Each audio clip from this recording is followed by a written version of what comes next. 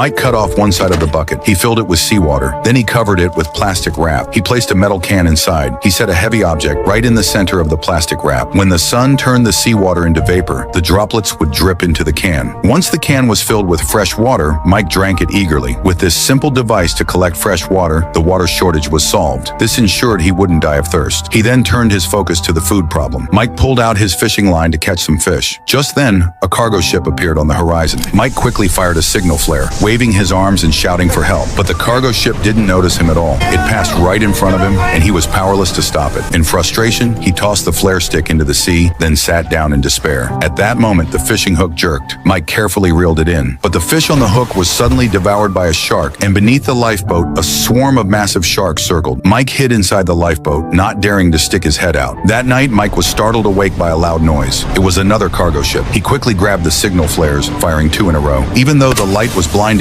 it still failed to draw the crew's attention. He had missed yet another chance. By now, Mike had been drifting at sea for 7 days. He had no food left to eat and could only survive by drinking fresh water. From time to time, he pulled out the sextant again. He discovered he had drifted far off course. This meant his odds of seeing another ship were now very slim. Mike fell into total despair. He took out his notebook. He wrote his final words on the pages, then sealed them in a bottle and threw it into the sea. He wondered which lucky stranger might find it. But later that night, a bright light suddenly appeared offshore. His signal flares were already gone. So Mike tore out a few sheets of paper, placed them on a bucket, and set them on fire, hoping the flames would catch a ship's attention. He thought the fire wasn't strong enough, so he threw the entire notebook into the blaze. The flames spread quickly, and the lifeboat itself caught fire. Mike had no choice but to leap into the sea, staring helplessly at the sky. He was both furious and hopeless. In the end, he stopped struggling and chose to face death with courage. Just as the ocean was about to swallow him, a ray of light shone across the water's surface. Mike felt hope return, and with his very last ounce of strength, he swam upward desperately.